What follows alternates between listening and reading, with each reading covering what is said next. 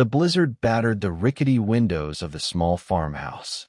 Inside, Eleanor Gray, 76, stirred her tea with trembling hands, the spoon clinking against the chipped porcelain cup. Her fingers were stiff from the cold. The old wood stove could barely keep the room warm anymore, and she was almost out of firewood. Again, she glanced at the radio, silent for hours now. The power had gone sometime after sundown, and the world beyond her walls had turned white and merciless. A low creak groaned from the roof, snow piling high, heavy. She took a breath, steadying herself against the ache in her chest and the deeper ache of remembering. Every winter was harder since Henry died, and yet she had stayed. There was a knock, not a gentle tap, a pounding, urgent and desperate. Eleanor flinched, nearly spilling her tea. She set the cup down and stood, slowly, her knees resisting. Nobody should be out in this. Nobody sane. She moved to the door and peeked through the frosted glass. 3 figures, big, broad, wrapped in leather, goggles, snow-crusted beards. Bikers? Out here? A flicker of fear twisted in her gut. They didn't look like they belonged in her quiet world. Not in her home. Not in this storm. Another knock, this time softer. A voice followed, muffled by the wind. "Ma'am? Please, we're not looking for trouble. We just need shelter for the night. One of our bikes broke down. It's bad out here." Eleanor's hand hovered on the latch. Let them in, and risk everything? She was alone. Frail. If they meant harm, she wouldn't stand a chance. But then again, she had once been the girl who gave soup to strangers during the war. The woman who opened her home after the flood. Was she really going to turn away people in need? She looked back toward the fireplace. Barely a flame left. And then, she opened the door. The door creaked open, groaning against the cold, and the wind surged in like an angry ghost, scattering loose papers from Eleanor's table. The tallest of the 3 stepped forward, hands raised. "Name's Mason. That's Griff and Luca." He motioned to the 2 others, who stood behind him, eyes low, faces raw from windburn. "We were headed south. Blizzard caught us blind." Eleanor's eyes moved from one to the other. Leather jackets, patched with skulls and flames. One had a bloody bandage wrapped around his thigh. Another shivered, teeth clattering. "You'll leave your boots by the door," she said at last, voice stronger than she felt. "And your jackets. I want to see your faces." A beat passed. Then Mason nodded. "Fair enough." They entered, stomping the snow from their boots, peeling off layers. Under the leather and grit were tired men with lined faces. Not young punks. Not threats. Not yet. The injured one, Griff, winced as he lowered himself onto a stool by the stove. Eleanor grabbed a rag and an old kettle, filling it from a pitcher. She didn't speak as she moved, but her mind was spinning. Were they really just stranded? Could she trust them? "I don't normally take visitors," she said, pouring warm water into a basin. "Especially not after dark. In a blizzard. And never bikers." Luca chuckled, rubbing his hands near the fire. "Yeah, we get that a lot." "You smell like oil and bad decisions," she said bluntly. The room went still. Then Mason grinned. "Ma'am, you're not wrong." Eleanor almost smiled. Almost. But outside, the wind howled again. The storm wasn't letting up, and she still didn't know what she had just let into her home. Eleanor ladled broth into mismatched bowls, the savory scent of carrots and onions mingling with the bitter smoke of burning pine. Griff, still pale from blood loss, gave a grateful nod as he accepted his bowl. "You stitched that up yourself?" she asked, eyeing his leg. Griff nodded. "Didn't have a choice." "I've got real thread," she said, "and hands steadier than you'd think." Her voice cracked slightly. From the cold, she told herself. The 3 men ate quietly, occasionally glancing around the small room. Wood-paneled walls, fading family photos, a fraying quilt on the couch. Evidence of a life lived slowly and long. "You live here alone?" Luca asked. Eleanor paused mid-sip. "Yes." Mason shot him a warning glance, but she held up a hand. "I'm old, not helpless," she said, "and not foolish. If any of you try anything, There's a loaded shotgun behind that cupboard. Griff raised an eyebrow. Respect. Silence settled again. Not tense, just thick with curiosity and caution. Eleanor studied their faces. Mason's jaw was square, worn by years of leadership. Luca's eyes were bright, darting, too alert for comfort. Griff looked tired, like someone who'd seen too much. You served? She asked Mason suddenly. He blinked. How'd you? The way you sit, she said. Back to the wall, always watching the exits. Mason gave a slow nod. Marine Corps. Griff too. Luca was Army. Eleanor nodded, a pang in her chest she didn't expect. My Henry was Navy, she said quietly. Buried with his uniform. 30 years and not a day goes by. Mason's expression softened. I'm sorry for your loss, ma'am. The wind rattled the windows again, as if reminding them all that the night was far from over. Eleanor looked at the strangers in her living room, her late husband's picture on the mantel, and the faint creak of her aching bones. She had opened her door. Now she had to open her heart just enough to decide. Had she made the right choice? The woodpile was down to 5 logs. Eleanor watched the flames shrink behind the stove's rusted grate. Mason noticed too. He stood, moved to the door, and pulled on his boots. I'll bring in more, he offered. It's across the yard, Eleanor said. By the old shed. You won't make it back in one piece without freezing your lungs. Mason zipped his jacket halfway. I've done worse under fire. Luca handed him a scarf. Griff muttered something about frostbite and fools. Eleanor just watched. 10 minutes later, Mason returned with his arms full of split wood, shoulders white with snow. His beard glistened with frost. Cold enough to slap God, he said through chattering teeth. You're lucky your pride didn't freeze solid. Eleanor snapped, tossing a blanket over his shoulders. Sit. As he lowered himself beside the stove, the fire licking higher now, Eleanor caught herself smiling. Just a flicker. For years, silence had been her company. The tick of the old clock, the creak of her rocking chair. But tonight, the house felt fuller, alive. I didn't always have to be cautious, she said suddenly, staring into the fire. But the world's changed. Or maybe I just have. Mason looked at her, not with pity, but understanding. The world's always been hard, he said. Some people just carry more of it. Griff nodded slowly. You let us in. That's a kind of bravery most people lost long ago. Eleanor's eyes shimmered in the firelight. No, I didn't let you in out of bravery. I let you in because I remember what it's like to be on the outside, praying for someone to show mercy. The storm continued outside, a white beast gnawing at the world, but inside, a different warmth grew. And Eleanor felt it. Hope. It was well past midnight when the lights flickered once, then snapped off entirely. The room plunged into shadow, broken only by the pulsing glow of the stove and a single lantern Eleanor had lit earlier. Griff stirred. Power's gone. Eleanor stood without complaint and moved with slow purpose to a drawer, pulling out candles and matches. Her hands shook slightly, not from fear, but fatigue. Storm took the lines, I imagine, she murmured, striking a match. The candles sputtered to life one by one, casting a soft golden haze over the room. The bikers watched her move, this woman with her thin braid, steel backbone, and brittle frame. Should we take turns keeping watch? Luca asked, half joking. Eleanor's glance was sharp. That won't be necessary, unless one of you is the danger I should have feared. Luca's smirk faded. Fair. But Mason leaned forward, elbows on knees, gaze steady. You had every reason to shut that door in our faces. Most would have. I still might regret it, Eleanor said plainly. Why did you open it? Mason asked. What made you trust us? She didn't answer at first.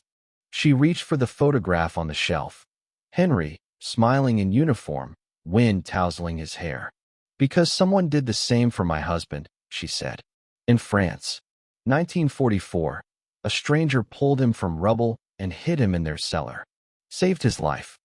She set the photo back. If I turn away someone in need, what does that say about the man I loved? The silence was heavy, reverent. Then Griff broke it, voice gravel deep.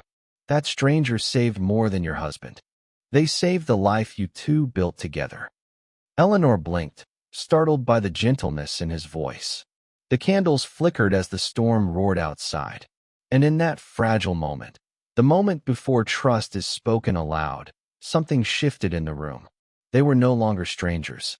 Morning never truly came, just a slow graying of the sky through thick snowfall. Eleanor stirred the oatmeal quietly while the men moved around her kitchen, polite but still slightly unsure of their place. Griff, limping worse today, offered to chop more wood but was firmly waved off. "Sit before you fall," Eleanor ordered. As they ate in silence, she studied them closer now. The way Mason's eyes always scanned the room, even when relaxed. The way Luca rubbed his wrist like it carried more than old wounds. Griff, barely speaking, not because he had nothing to say, but because he carried things that weighed down his voice. "You've all seen war," Eleanor said finally. None of them denied it. "We have," Mason admitted. "Some of us are still trying to unsee it." Eleanor stirred her spoon, her voice low. "My brother never came back from Vietnam. Not in his heart.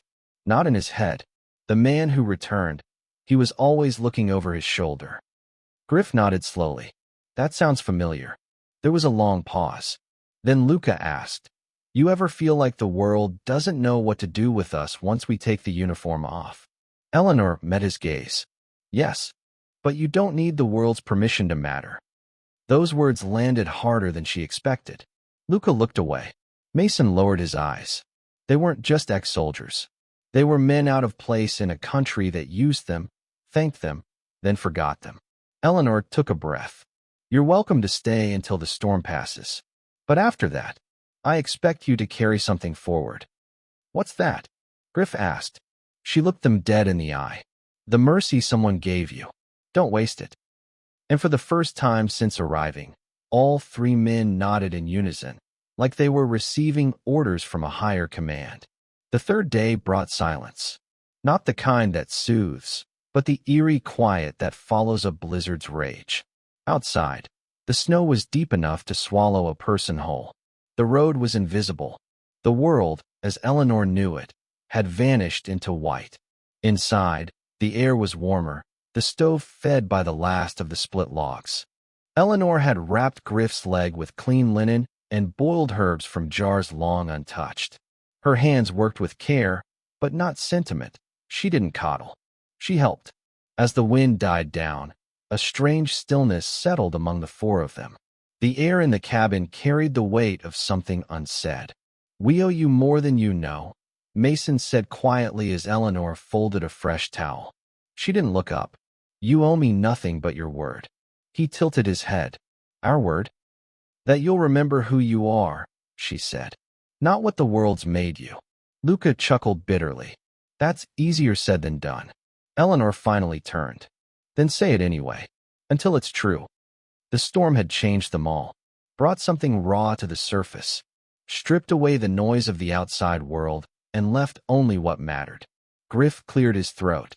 "You said once someone saved your husband, that he owed his life to a stranger." She nodded.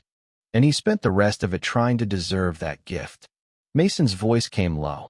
"Maybe that's why we ended up here. Not by chance. Maybe we were meant to remember who we were, in the warmth of your kitchen." Eleanor didn't smile, but something in her face softened, a quiet, painful acknowledgement of the things they all carried. Outside, a single raven landed on the fence post, black against the sea of white.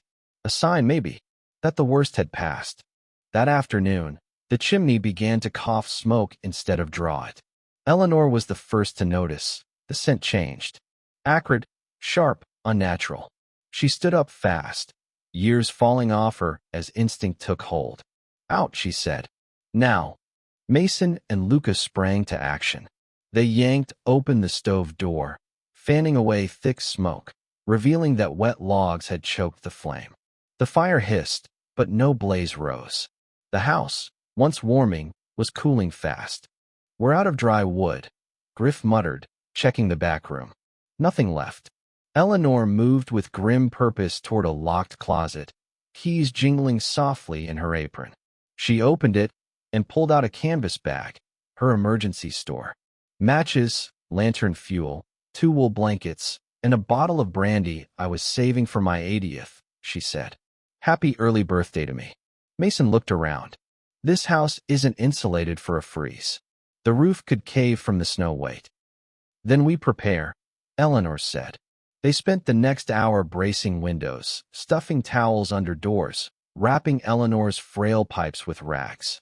Mason climbed into the attic to knock snow from the eaves.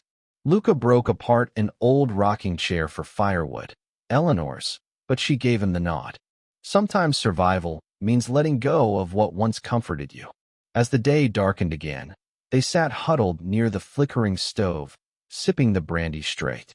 Eleanor passed around the last of her bread and jam like communion. This house is old, she said softly. It's held generations of hardship. She looked around at the men, strangers 3 days ago, now bound to her by fire, storm, and fragile trust. You're part of this now, she said, whether you meant to be or not. The wind howled faintly in the distance, not angry anymore, just tired. And in that quiet, as the last embers glowed red, they all nodded. They would survive this. Together. The morning after the smoke scare, the sun broke through, pale and distant, like an apology. Outside, the snow glistened in soft waves, blanketing the land in stillness. Eleanor stood at the threshold, her shawl wrapped tight, staring out at the endless white. For the first time in days, the wind was gone. Mason joined her quietly, a shovel in one hand. We could dig out the bikes, he offered. Start clearing a path. Eleanor didn't look at him. You'll leave soon. Mason nodded.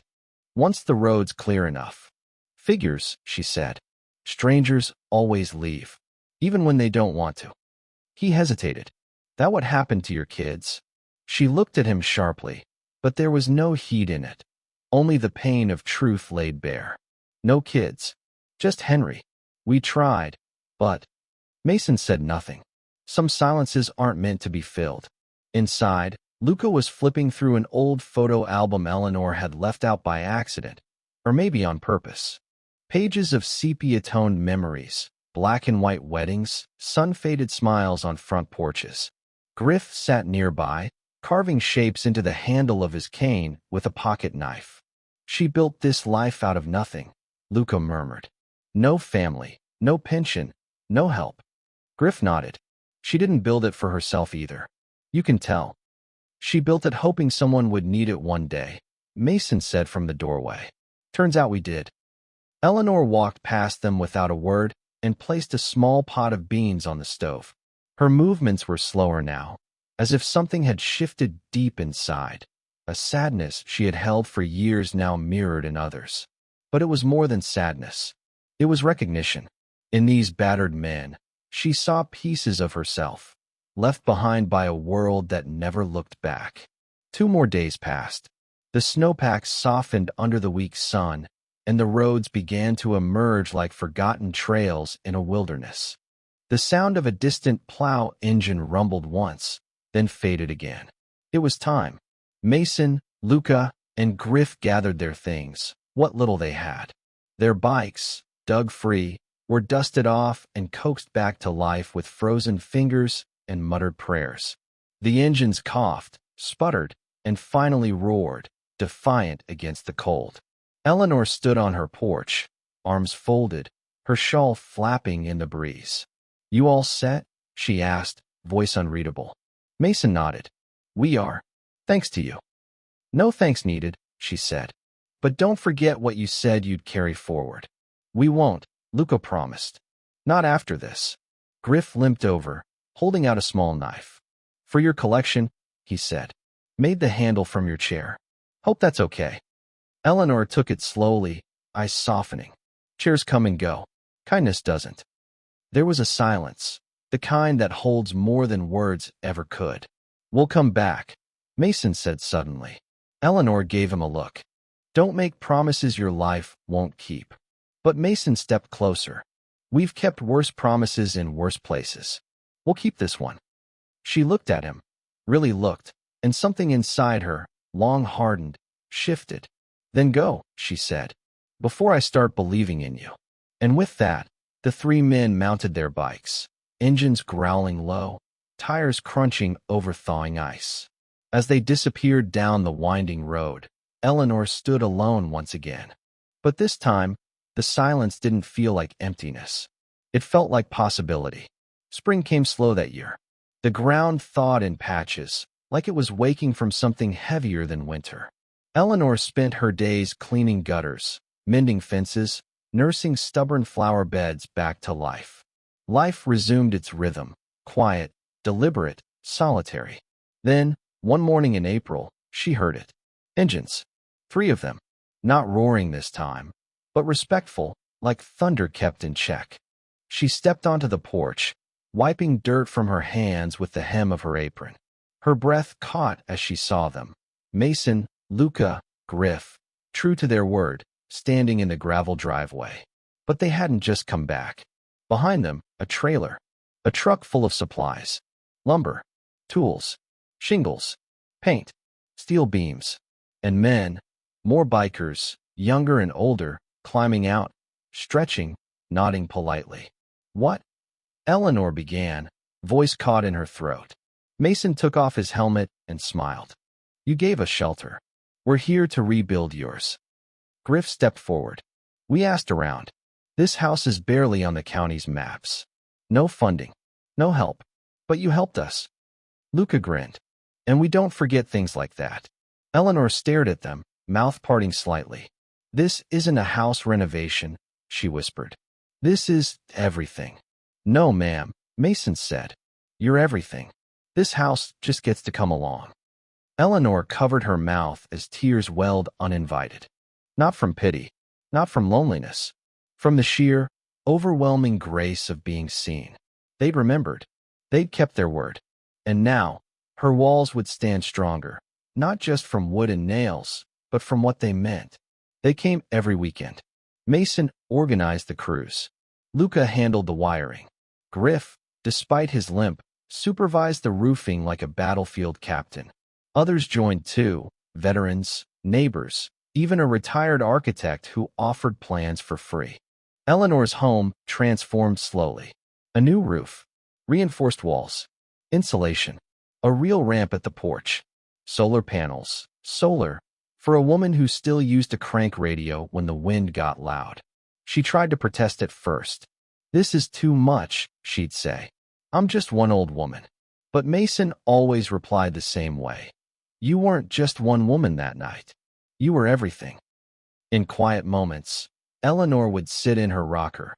They built her a new one, and watch the hammering and measuring, the laughter, the cursing, the loud music, the smell of fresh-cut pine and sweat.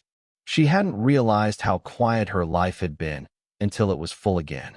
One day, a small girl, daughter of one of the veterans, climbed into her lap without asking, curled there like she'd known her forever. "You're the lady who helped the soldiers, right?" the girl asked. Eleanor blinked.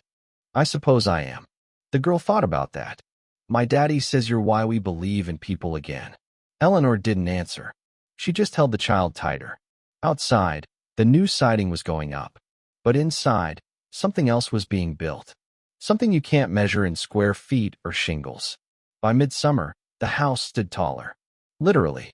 They'd reinforced the foundation, raised the back porch, widened the kitchen doorway. Everything about it now said lived in and loved, not just endured. On the final day of work, they held a gathering. Not a ceremony, Eleanor insisted, just a meal. But to the men and women who came, it was more than that. A long wooden table stretched across the yard, covered in mismatched dishes, fried chicken, cornbread, greens, pies that vanished too fast. Eleanor wore a fresh cotton dress and sat at the head of the table, her white braid wound into a crown. Griff carved the last board, her initials and Henry's, into the frame of the front door. Luca installed the final brass doorknob with exaggerated flair. "Best part," he said, grinning. "Now it's officially yours again." "It was always hers," Mason corrected. Eleanor stood, her tea glass in hand, voice quiet but steady. I don't have the words, she began. Not the kind that fit what this has meant. But I'll say this. I thought I was at the end of my story. Turns out, I was just at the part where everything changes. She paused. Kindness, it's not just something you give. It's something that comes back, sometimes louder, sometimes stronger, sometimes with motorcycles and bad jokes.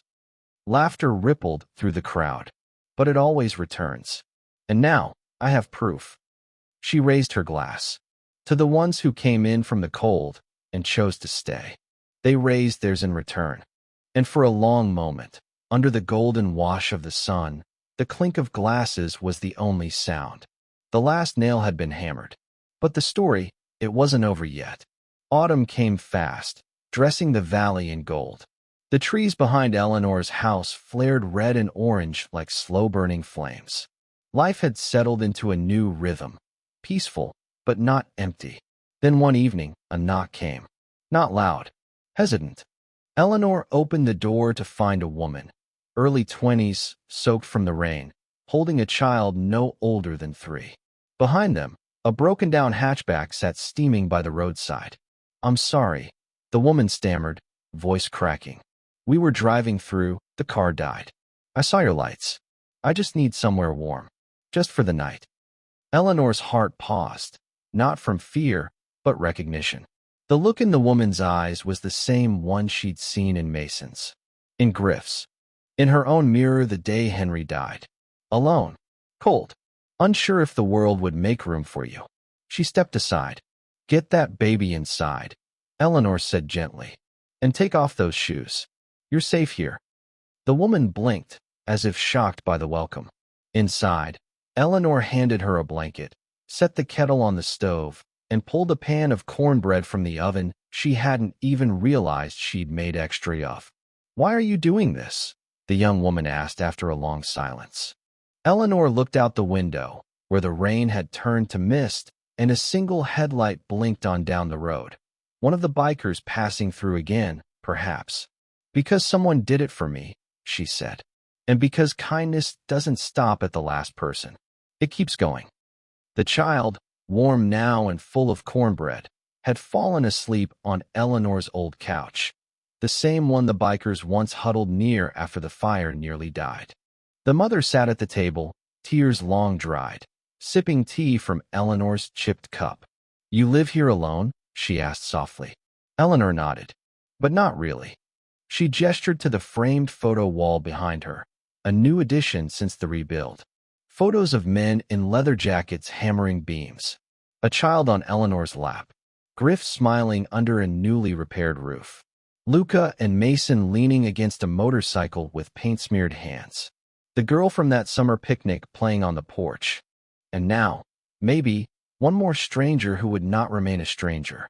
You remind me of myself once, Eleanor said. Tired. Afraid. Looking for proof that people still care. The woman looked away. I didn't think anyone would help. Not without wanting something. Eleanor placed her hand gently on the table, near, but not touching. The only thing I want is for you to keep going. And one day, when it's your turn, you open the door. The woman nodded slowly. I will. I promise. Outside, the rain faded, leaving the earth fresh and quiet. Inside, a fire crackled softly, and Eleanor, now the giver instead of the seeker, felt peace settle into her bones like a blessing returned. Months later, the house was quiet again, not empty, but full in a different way. The walls held stories now.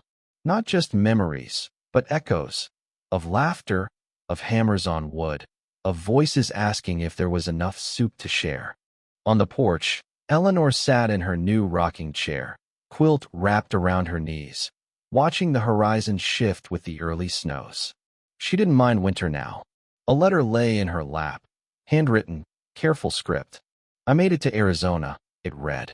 Got a job, a little apartment. My daughter's in daycare. We're okay. Thank you for the roof over our heads, and for something more, the reminder that good still lives in quiet places. Eleanor folded it, tucked it into the pocket of her sweater, and let the wind carry away the weight. The kindness she gave had already begun again. A motorcycle rumbled in the distance, a familiar sound now. She smiled. Maybe Mason was passing through. Maybe not. It didn't matter. The road always brought someone, and she would be ready. The sky darkened as snowflakes began to fall again, slow, drifting, beautiful. And there, beneath her breath, a final thought formed. Not a statement. A question. If someone knocked on your door in the middle of a storm, what would you do? Thank you for watching. Subscribe me and hit the notification bell to not miss new stories. Bye.